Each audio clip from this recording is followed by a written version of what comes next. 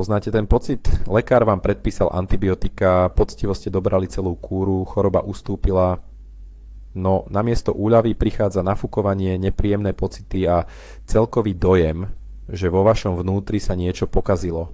Ako by tam prebehla skutočná vojna. A viete čo? Máte úplnú pravdu. Dnes sa pozrieme na to, čo sa s vašimi črevami po takomto kobercovom nálete naozaj deje. A hlavne, čo musíte jesť, aby ste všetko vrátili do pôvodného stavu a obnovili svoj vnútorný svet. Poviem vám nielen o záchranných potravinách, ale aj o tých diverzantoch na vašom tanieri, ktoré môžu rekonvalescenciu premeniť na nočnú moru. Dúfam, že toto video dopozeráte do konca. Prezradím vám totiž hlavné tajomstvo zdravej mikroflóry, ktoré zmení váš prístup k jedlu. Mimochodom, podelte sa v komentároch. Aké najdivnejšie vedľajšie účinky ste mali po antibiotikách vy? Určite zozbierame zaujímavú zbierku poučných príbehov. Ak chceme niečo opraviť, najprv musíme pochopiť, čo sa vlastne pokazilo. Predstavte si svoje črevá nielen ako orgán, ale ako obrovskú, hlučnú, husto zaľudnenú metropolu. Žijú v nej trilióny mikroskopických obyvateľov, baktérií, húb a vírusov. Toto je váš mikrobióm. Vo funkčnom meste je väčšina obyvateľov zákona dbalých občanov. Pomáhajú vám tráviť potravu, vytvárajú vitamíny, trénujú imunitu a dokonca ovplyvňujú aj vašu náladu. Ale sú tam aj malí výtržníci, patogénne baktérie. Dobrých občanov je veľa, takže výtržníkov držia na úzde. A teraz si predstavte, že na toto mesto zhodili atómovú bombu. To sú antibiotiká. Ich úlohou je zničiť zlé baktérie, ktoré spôsobili chorobu. Lenže tie nerozlišujú. Nezaujíma ich, kto je kto. Zničia všetko bez rozdielu, nepriateľov aj priateľov. Váš prekvitajúci megapolis sa tak mení na vypálenú púšť. Tento stav voláme dysbióza. Ako sa hovorí, prázdne miesto dlho prázdne nezostane. Túto vydrancovanú oblasť môžu rýchlo obsadiť spomínaní výtržníci alebo vyslovení banditi. Našou úlohou je nedovoliť im to a znovu osídliť mesto tými správnymi, dobrými obyvateľmi. Takže našou hlavnou misiou je operácia osídlenia. Potrebujeme, aby sa tam vylodili noví priateľskí obyvatelia, ktorí ten zničený organizmus opäť postavia na nohy. Týchto odvážnych bojovníkov nazývame probiotika. Sú to živé mikroorganizmy, ktoré sú pre naše telo skutočne prospešné. Keď príjmete potraviny s probiotikami, v podstate posielate do svojho čreva cielené posily. Tieto posily dorazia a okamžite začnú s upratovaním. Vytláčajú škodlivé baktérie, ktoré sa medzi tým na prázdnom mieste usadili, pomáhajú obnoviť črevnú sliznicu, ktorá taktiež trpí napríklad po užívaní antibiotík, a začnú produkovať dôležité látky, ako sú mastné kyseliny s krátkym reťazcom, ktoré slúžia ako nevyhnutné palivo pre bunky v čreve.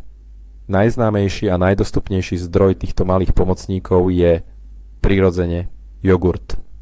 Regály v obchodoch sa prehýbajú pod návalom farebných téglikov. Tu však hneď narazíme na prvú a najčastejšiu chybu, ktorá dokáže celé vaše snaženie celkom zmariť. Predstavte si animáciu. Do zničeného mesta sa na padákoch znášajú milé baktérie v stavebných prilbách a s náradím: poďme sa pozrieť na jogurty. Nie všetky sú rovnako zdravé a prospešné. Pekný farebný obal s nápisom bio alebo s živými kultúrami ešte nič nezaručuje. Zapamätajte si hlavné pravidlo. Váš nepriateľ číslo 1 pri snahe o obnovu zdravej mikroflóry je cukor. Väčšina jogurtov z obchodu, najmä tie s ovocnými príchuťami, džemami a sirupmi, obsahuje doslova kolosálne množstvo cukru. A práve cukor je obľúbená potrava pre patogénne baktérie a kvasinky, napríklad pre Candidu.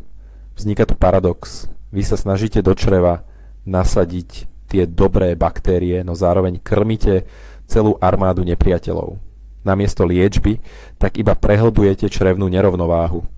Preto by vaša voľba mal byť prírodný, neosladený jogurt bez akýchkoľvek prísad, ktorý často poznáme ako džík grécky alebo jednoducho biely. Pozorne si prečítajte zloženie. Mal by obsahovať iba mlieko a kultúru živých baktérií. Na obale hľadajte názvy ako Lactobacillus bulgaricus a Streptococcus thermophilus. Dátum spotreby býva pri takýchto jogurtoch krátky a to je dobré znamenie. Znamená to, že baktérie sú v ňom skutočne živé. Tu by bolo dobré na obrazovke ukázať infografiku. porovnanie zloženia sladeného ovocného jogurtu a prírodného, kde je cukor zvýraznený červenou farbou. Ak by bol jogurt len radový vojak v armáde probiotík, tak kefír je elitná špeciálna jednotka.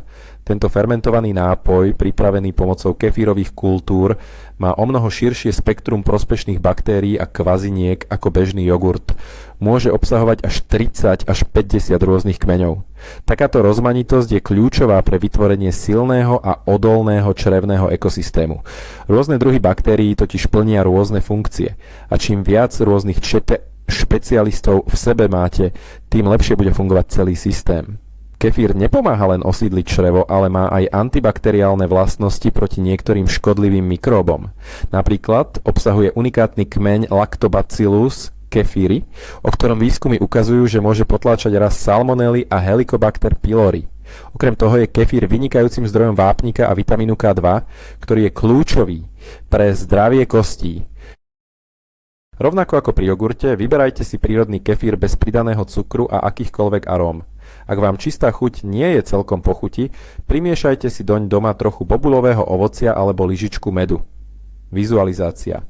Ukážte na obrazovke krásny pohár s kefírom, do ktorého pomaly padajú čerstvé maliny a čučoriedky. Prejdime od mliečnych výrobkov k zelenine. A našim šampiónom je tu nepochybne kyslá kapusta. Áno, presne ten jednoduchý produkt, ktorý všetci poznáme už od detstva. Dôležité je ale podotknúť, že hovoríme iba o kapuste pripravenej metódou prirodzenej fermentácie, nie o tej, ktorá je len marinovaná s octom. Počas fermentácie sa baktérie mliečneho kvasenia, ktoré žijú prirodzene na povrchu kapustových listov, začnú aktívne množiť a premieňajú cukry v kapuste. Výsledkom je potravina doslova nabitá probiotikami, konkrétne laktobacilmi. Je to skutočný živý produkt. Navyše, fermentácia nielenže vytvára probiotika, ale taktiež výrazne zvyšuje biologickú dostupnosť už existujúcich vitamínov. Kyslá kapusta je bohatá na vitamín C, vitamín K a železo. Je tiež bohatým zdrojom vlákniny, o ktorej dôležitosti budeme hovoriť o chvíľu. Takúto kapustu hľadajte v chladiacich oddeleniach obchodov alebo priamo na trhoch. Vždy skontrolujte etiketu. V zložení nesmie byť ocot. Ale najlepšie je pripraviť si ju doma. Je to neuveriteľne jednoduché a lacné. Potrebujete len kapustu, sol a trochu času.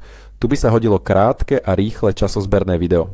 Ukážte, ako sa kapusta krája, pretiera so solou a následne vtláča do nádoby na fermentáciu.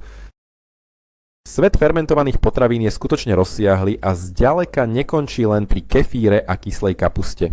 Rozšírme si naše gastronomické obzory, pretože čím rozmanitejšie sú zdroje probiotík, tým lepšie pre vaše črevá.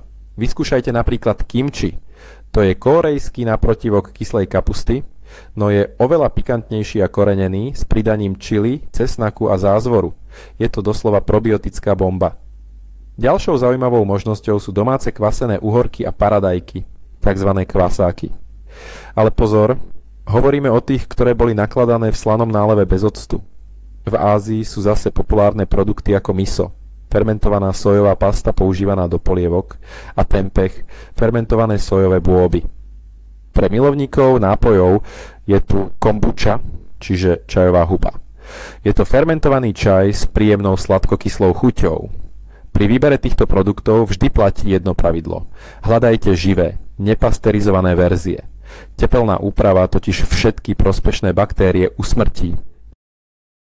Ak zaradíte do stravy rôzne fermentované potraviny, zaistíte tak vašim črevám rôznorodé kmene prospešných mikróbov. Na obrazovke sa môže objaviť kaleidoskop rôznych fermentovaných potravín. Žiarivé kimči, miska miso polievky, grillovaný tempeh, pohár kombuče. Dobre, probiotika sme už vysadili v našom čreve. Ale čo s nimi? Ak ich necháme bez podpory, dlho neprežijú. Naši noví obyvatelia potrebujú jedlo. A toto jedlo sa volá prebiotika. Je to špeciálny druh vlákniny, ktorú naše telo nedokáže stráviť. Naopak, prospešné baktérie v hrubom čreve ich priam zbožňujú. V podstate, prebiotika sú hnojivom pre vašu vnútornú záhradu. Ak sú probiotika semienka prospešných rastlín, tak prebiotika sú kvalitná pôda a výživa, ktoré týmto semienkam umožnia vyklíčiť, upevniť sa a rozmnožiť sa. Bez dostatočného množstva prebiotík môžu byť aj tie najlepšie a najdrahšie probiotické doplnky úplne zbytočné. Dobré baktérie jednoducho zomrú od hladu a ich miesto opäť obsadia patogény. Preto je stratégia obnovy vždy dvojaká. Osídlujeme dobrými, probiotika, a dobre ich krmíme, prebiotika. Kde teda hľadať túto zázračnú potravu pre našich malých priateľov? Prechod na animáciu. Smutná probiotická baktéria ožije a poteší sa, keď k nej priletí molekula prebiotika. Hlavným zdrojom prebiotík je vláknina, alebo presnejšie potravinové vlákna. Nájdete ich v každej rastlinnej strave. Vláknina však nie je len jedna. Máme napríklad nerozpustnú vlákninu, ktorá prechádza našim tráviacim traktom prakticky ako kefa. Vyčistí steny čriev, pomáha formovať stolicu a odstraňuje nežiaduce látky.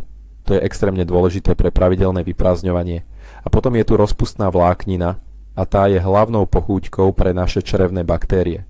Rozpúšťa sa vo vode, vytvára gelovitú substanciu a v tejto forme sa dostane až do hrubého čreva. Tam ju naša mikroflóra privíta s veľkým nadšením. Vynikajúcimi zdrojmi tohto typu vlákniny sú celozrnné produkty. Skúste nahradiť biely chlieb a bežné cestoviny ich celozrnnými alternatívami. Svoj deň začnite ovsenými vločkami, ale nie tými instantnými z vrecúška. Vyberte si klasický variant, ktorý musíte uvariť. Jačmeň, hnedá ryža, quinoa, pohánka, to všetko sú fantastické zdroje prebiotických vlákien. Tieto potraviny nielenže nakrmia vaše baktérie, ale zároveň vám dodajú pomalé sacharidy. Zabezpečia vám dlhotrvajúci pocit sítosti a energiu bez prudkých výkyvov cukru v krvi. Hviezdička. Na obrazovke je možné zobraziť porovnávací obrázok. Vľavo biely chlieb a cestoviny, vpravo celozrnný chlieb, ovsené vločky a hnedá ryža. Ak hľadáte zeleninu, ktorá je plná prebiotík, nájdete medzi ňou skutočné superhviezdy. V prvom rade sú to všetky druhy cibule. Klasická kuchynská cibula, por, šalotka, ale aj cesnak. Obsahujú inulín a fruktooligosacharidy. Ide o jedny z najefektívnejších a najlepšie preskúmaných typov prebiotík. Samozrejme, po liečbe antibiotikami môže byť tráviaci systém citlivejší, preto by ste nemali hneď siahnuť po veľkom množstve surovej cibule či cesnaku. Začnite radšej s tepelne upravenými verziami. Pridajte ich do polievok, omáčok, ragu, alebo ich jednoducho upečte s inou zeleninou. Ďalším šampiónom je topinambúr, známy aj ako jeruzalemská artičoka alebo zemná hruška. Je doslova nabitý inulínom. Môžete ho piecť, pripraviť z neho pyré alebo ho pridať do šalátov. Špargla je tiež výborná voľba. Okrem prebiotík je totiž bohatá aj na antioxidanty. Snažte sa túto zeleninu zaradiť do svojho jedálnička čo najpravidelnejšie. Aj malá dávka cesnaku či cibule vo vašom jedle už významne prispeje k zdraviu vašej črevnej mikroflóry. Pamätajte, kľúčom k úspechu je rozmanitosť. Striedajte rôzne druhy, aby ste zabezpečili, že vaše baktérie dostanú plné spektrum potrebných živín. Zobrazte zátišie z krásnej zeleniny. Zväzok cesnaku, por, čerstvá špargla, hľuzy topinamburu. Ovocie a bobulové plody nie sú len zásobárňou vitamínov, ale predstavujú aj výborný zdroj prebiotík. Jedným z najlepších príkladov sú jablká. Obsahujú pektín, teda typ rozpustnej vlákniny, ktorú aktívne fermentujú prospešné baktérie. Pektín podporuje rast bifidobaktérií a tvorbu butyrátu, presne tej mastnej kyseliny s krátkym reťazcom, ktorá vyživuje bunky čreva a má protizápalové účinky. Ďalším skvelým ovocím sú banány, obzvlášť tie mierne nedozreté so zelenkavou šupou. Obsahujú veľké množstvo tzv. Rezistentného škrobu. Ten sa, rovnako ako vláknina, nestrávi v tenkom čreve a neporušený putuje až do hrubého čreva, kde slúži ako potrava pre mikrobiotu. Ako banán dozrieva, tento škrob sa premieňa na cukor, preto pre ten najlepší prebiotický efekt si vyberajte práve zelenkasté plody. Všetky druhy bobulového ovocia, maliny, čučoriedky, jahody, rýbezle taktiež obsahujú veľa vlákniny a čo je dôležité, aj polyfenoly, ktoré majú tiež veľmi priaznivý vplyv na mikroflóru. Strukoviny sú skutočným superjedlom pre vaše črevá. Šošovica, cícer, fazula a hrách, všetky sú fantastickými zdrojmi prebiotickej vlákniny. Obsahujú veľké množstvo galakto-oligosacharidov, ktoré stimulujú rast prospešných bifidobaktérií a laktobacilov. Okrem toho sú strukoviny vynikajúcim zdrojom rastlinných bielkovín, nevyhnutných pre regeneráciu tela. Nájdete v nich tiež komplexné sacharidy, vitamíny skupiny B a dôležité minerály, ako je železo a horčík. So strukovinami však treba byť opatrný najmä na úplnom začiatku cesty k lepšiemu zdraviu. Môžu totiž spôsobovať zvýšenú plynatosť a nafúkovanie, pretože vaša mikroflóra nie je ešte zvyknutá na takéto množstvo vlákniny. Začnite s malými porciami, napríklad s pár lyžicami humusu alebo šošovicovej polievky. Suché strukoviny pred varením vždy namočte na noc. Pomáha to znížiť množstvo látok, ktoré spôsobujú plynatosť. Postupne porcie zvyšujte a doprajte tak vášmu črevu čas na adaptáciu. Trpezlivosť a postupnosť sú vaši hlavní spojenci. Ukážte 3 pekné misky s varenou šošovicou, cícerom a červenou fazulou. Teraz, keď už vieme, čo zaradiť do jedálnička, poďme si povedať, čo z neho musíme nekompromisne vyradiť. A najväčší nepriateľ, hlavný živiteľ všetkých tých zlých chlapcov vo vašich črevách je cukor. Nejde pritom len o biely cukor, ktorý si sypete do čaju.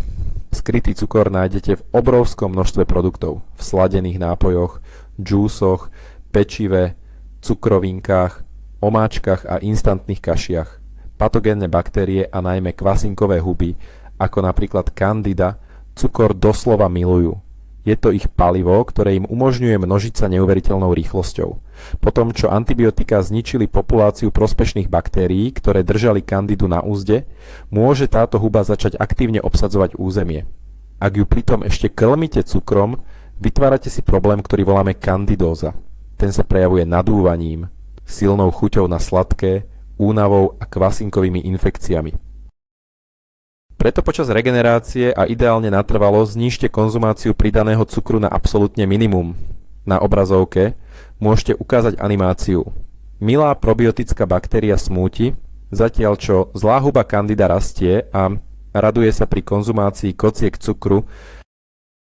Na druhom mieste v našom stop liste sú spracované potraviny a rafinované sacharidy. Ide o biely chlieb, bielu múku, bielu ryžu, cestoviny z bielej múky, rôzne krekry, čipsy, fast food a polotovary. V čom je ich problém?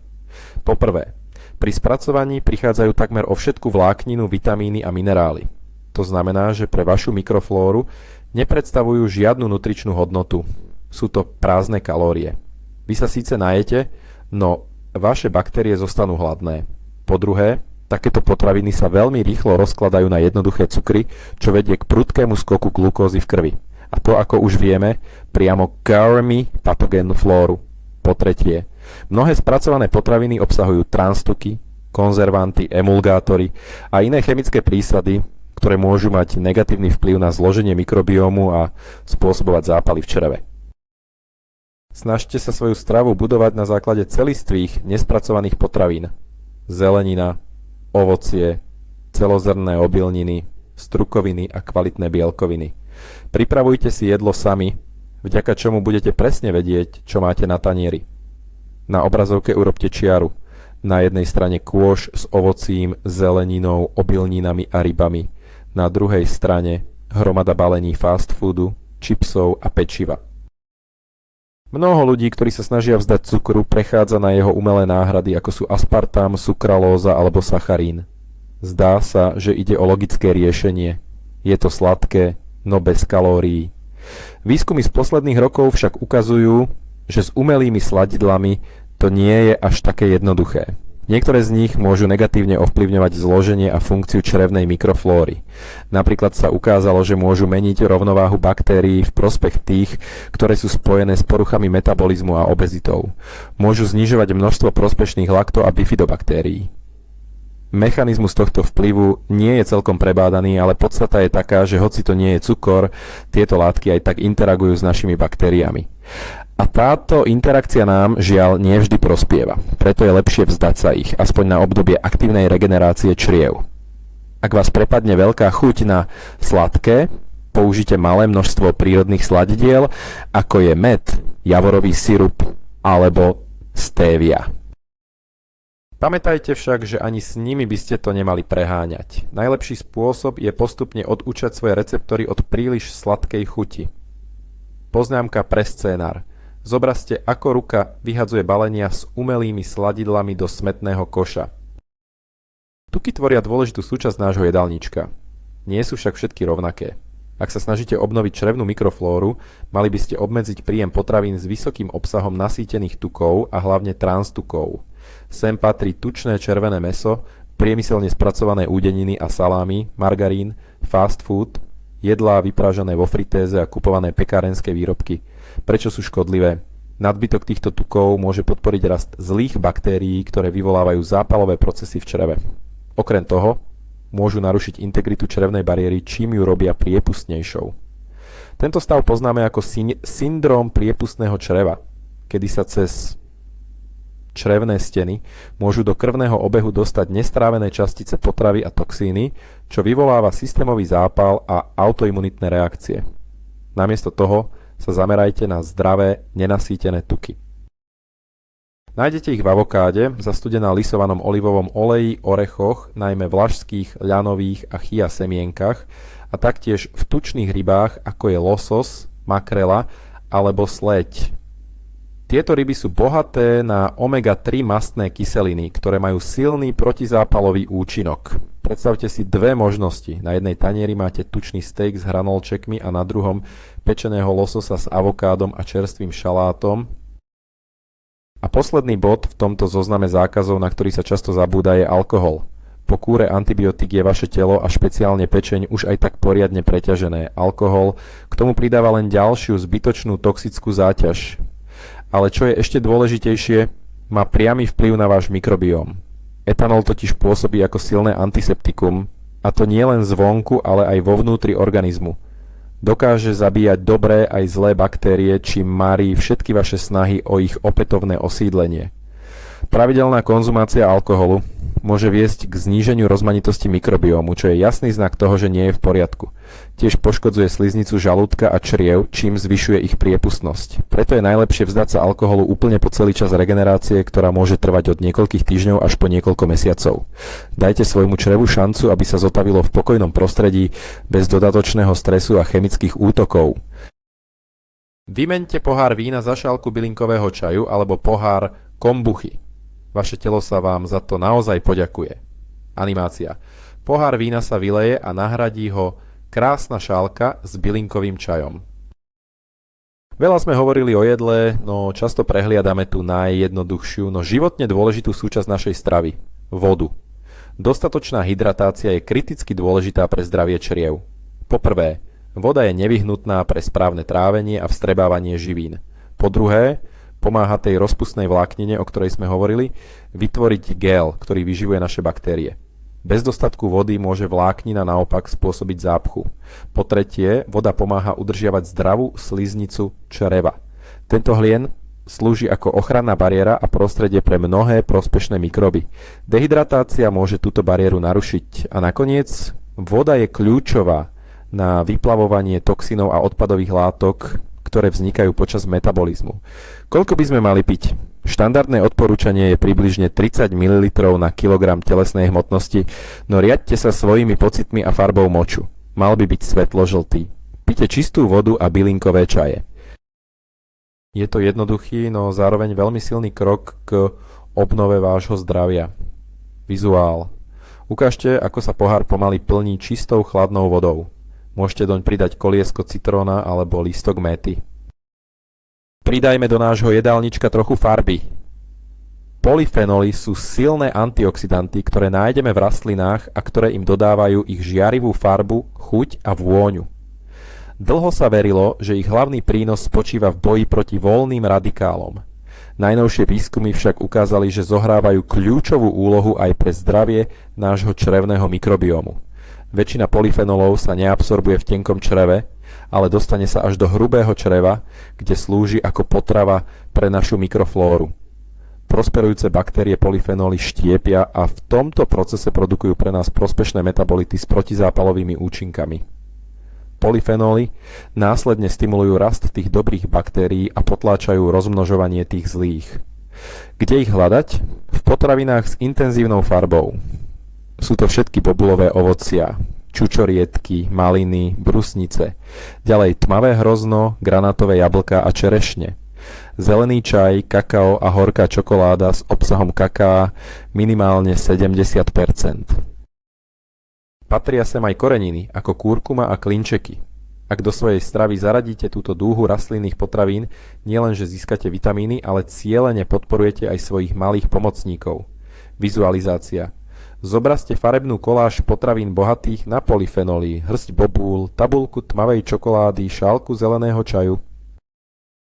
Existuje ešte jeden produkt, ktorý si v posledných rokoch získal status superpotraviny pre zdravie čriev. Je to kostný vývar. Pripravuje sa dlhým, pomalým varením, ktoré trvá mnoho hodín. Vyvárajú sa kosti, chrupavky a spojivové tkanivá zvierat alebo hydiny. Výsledkom je, že do vývaru prechádzajú cenné živiny, ktoré len ťažko získame z iných potravín. V prvom rade je to kolagén, ktorý sa pri varení rozkladá na želatínu. Želatína obsahuje aminokyseliny, ako sú glycín a prolín, ktoré slúžia ako stavebné kamene pre celý organizmus, vrátane stien čriev. Predpokladá sa, že pravidelné pitie kostného vývaru pomáha zaceliť ten tzv. Deravý črevný syndróm, pretože obnovuje celistvosť črevného epitelu. Taktiež obsahuje aminokyselinu glutamín, ktorá je hlavným zdrojom energie pre črevné bunky a pomáha znižovať zápal. Kostný vývar je ľahko stráviteľný a má upokojujúci účinok na podráždenú tráviacu sústavu. Môžete ho piť jednoducho teplý namiesto čaju alebo ho použiť ako silný základ pre polievky a omáčky. Predstavte si krásny zlatistý vývar, z ktorého stúpa para v keramickom hrnčeku.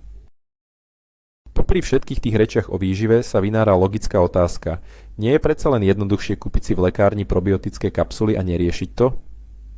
V niektorých prípadoch môžu byť probiotické doplnky naozaj prospešné, najmä ak ide o výraznú dysbiózu alebo špecifické problémy, ako je napríklad hnačka spojená s užívaním antibiotík. Musíme však pamätať na niekoľko dôležitých vecí. Poprvé, doplnky nie sú náhradou plnohodnotnej stravy. Stále musíte tie baktérie krmiť prebiotikami. Po druhé, kvalita dostupných doplnkov sa značne líši. Je kľúčové vyberať prípravky od overených výrobcov, ktoré majú presne uvedené konkrétne bakteriálne kmene a ich množstvo v CFU, teda v jednotkách tvoriacich kolónie. Na regeneráciu po liečbe antibiotikami sa najčastejšie odporúčajú kmene Lactobacillus rhamnosus G a Saccharomyces boulardii. Po tretie, neužívajte probiotika súčasne s antibiotikami. Antibiotikum ich jednoducho zničí. Urobte si prestávku aspoň 2 až 3 hodiny. A to najdôležitejšie. Pred užívaním akýchkoľvek doplnkov sa vždy poraďte s lekárom. Ten vám pomôže vybrať prípravok a dávkovanie, ktoré budú pre vás najvhodnejšie. Na obrazovke ukážte rôzne balenia probiotík a lupu, ktorá sa zameriava na zloženie jedného z nich, pričom zvýrazní názov kmeňa a množstvo CFU. A posledný, no možno najdôležitejší prvok v recepte na obnovu vašich čriev je trpezlivosť. Črevná mikroflóra sa neobnoví za jeden deň ani za jeden týždeň. Poškodili ste ju kúrou antibiotík a teraz potrebuje čas, aby sa vschopila a posilnila. Je to maratón, nie šprint. Nečakajte okamžité výsledky. V prvých dňoch zmeny stravy sa dokonca môžete cítiť horšie. Možno pocítite mierne nadúvanie alebo zmenu stolice. To je úplne normálne. Vaše trávenie a mikroflóra sa totiž práve prelaďujú na nový systém. Kľúčová je dôslednosť a pravidelnosť. Zdravé potraviny by mali byť základom vášho jedálnička. A to nie na jeden týždeň, ale dlhodobo. Počúvajte svoje telo. Ak vám nejaká potravina spôsobuje výrazný diskomfort, dočasne ju vyraďte a skúste ju zaviesť neskôr v menšom množstve. Proces obnovy je veľmi individuálny a môže trvať od niekoľkých týždňov až po niekoľko mesiacov. Ale tá námaha stojí za to. Zdravá mikroflóra je zárukou nielen dobrého trávenia, ale aj silnej imunity, čistej pleti, stabilnej nálady a vysokej úrovne energie. Vizuálny pokyn. Zobrazte kalendár, kde sa rýchlo striedajú dni a týždne. Na pozadí rastie krásny zelený strom, symbolizujúci obnovu mikroflóry. Takže poďme si to zhrnúť. Obnova čreva po antibiotikách nie je len o jedení jogurtu. Je to komplexná a premyslená stratégia. Musíme konať na 3 frontoch. Poprvé, aktívne osídlujeme zničené územie tými dobrými chlapíkmi, teda probiotikami, ktoré nájdete v kefíre, prírodnom jogurte a fermentovaných potravinách. Po druhé, našich novousadlíkov poriadne krmíme ich obľúbenou potravou, prebiotickou vlákninou zo zeleniny, ovocia a celozrnných obilnín. A po tretie, vyhlasujeme vojnu nepriateľom, Odstraňujeme zo stravy cukor, ultraspracované potraviny a alkohol, ktoré podporujú rast patogénov. Najdôležitejší zlom je však v tomto. Vaše črevo je váš druhý mozog a základ imunity. Jeho obnovou sa nielen zbavíte nafúkovania a tráviaceho diskomfortu. Zlepšite si náladu, zvýšite energiu, znížite riziko mnohých chronických ochorení a posilníte obrannú schopnosť tela na dlhé roky dopredu. Toto je jedna z najlepších investícií do vášho budúceho zdravia. Ďakujem, že ste si toto video pozreli až do konca. Ak ste sa dozvedeli niečo nové a užitočné, prosím, dajte nám like a prihláste sa na odber kanála, aby vám neunikli ďalšie epizódy. A nezabudnite kliknúť aj na zvonček. A teraz otázka pre vás. Aký je váš obľúbený fermentovaný produkt? Kefír, kyslá kapusta alebo možno niečo exotickejšie ako kimči či kombuša? Podelte sa o svojich favoritov a recepty v komentároch. Poďme si vymieňať skúsenosti.